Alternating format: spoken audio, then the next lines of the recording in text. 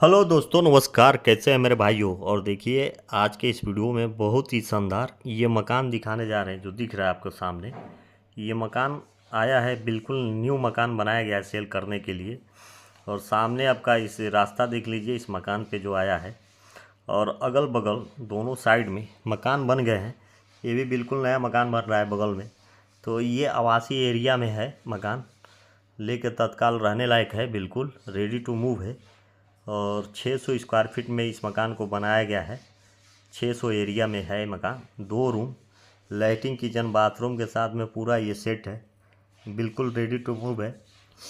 आइए और देखिए, अगर पसंद आता है तो आप लीजिए, वरना कोई बात नहीं।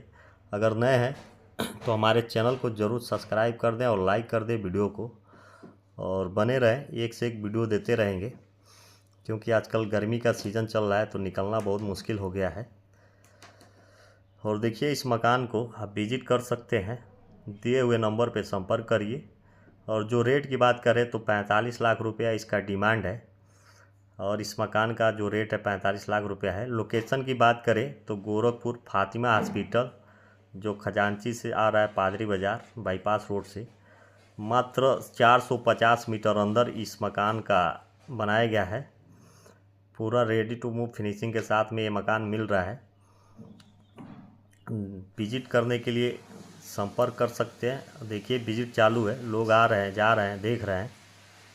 तो आप भी अगर मकान खोज रहे हैं गोरखपुर में, तो इस मकान को आप एक बार देखिए, समझ में आ जाए तो लीजिए, वरना कोई बात नहीं। अगर नए हैं